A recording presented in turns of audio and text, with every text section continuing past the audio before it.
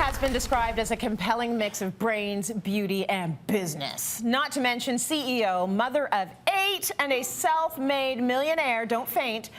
She's here to talk about her new book, How to Be Successful in Spite of Yourself. Please welcome Anne Kaplan. That's quite impressive already. That is impressive. And you know, when we talk, Anne, you are all about just getting past the tough stuff, but I need to start with the tough stuff. And I know it's the stuff you don't necessarily love to talk about, but I think that it's even more impressive hearing about your journey when we hear about your obstacles. Yes, there were a lot of obstacles. One of those obstacles was a childhood that was riddled with abuse. Can you tell us a little bit about what kind of abuse, what form it took? It was, well, when I was younger, my mother told me that I was deformed, and so that she had had an affair and then had conceived me. So she had made up the story that I was adopted, and the reason that I had a flat nose wasn't because my father was Asian, it was because I was deformed. So I grew up under the pretense I was deformed, and so I would think about, when people are thinking about buying blue jeans or Levi's jeans back then or something like that, I was thinking about when I turned 18 I'd get a nose, and when I got a nose then I would be pretty. And so I didn't think about being anything other than I just wanted to have people stop telling me I was deformed. So your attributes were basically became something that you associated with being somehow deformed and not good enough, which is an awful way to grow up thinking about yourself. I didn't think anything other than people would tell me. And so I'd go into class, and this was in Victoria where you didn't have, everybody was white in Victoria, and I was Asian.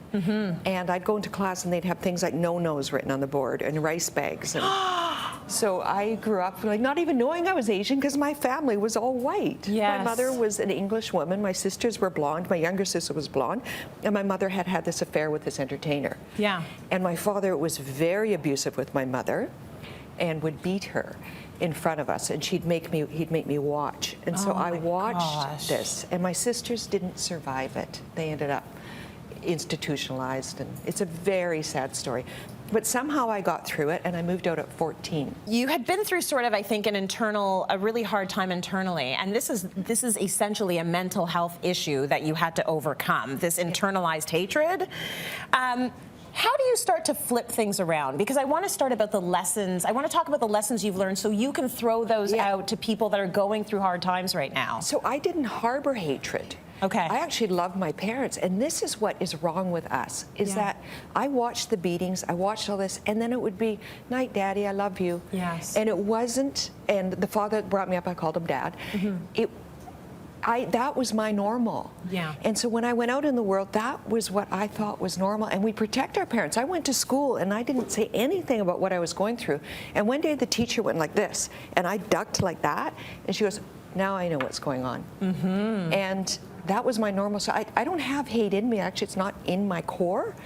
But as I grew up, and one of my fathers, because there were a lot of fathers, one of my fathers ended up with this woman who actually turned out to be a faith healer. She became a television faith healer. And she would take me to people like Deepak Chopra and Swami Muktananda and Bhagwan Shree Rajneesh, and I'd go to these different healers and spiritual people. I mean, just because you have a title does not make you spiritual.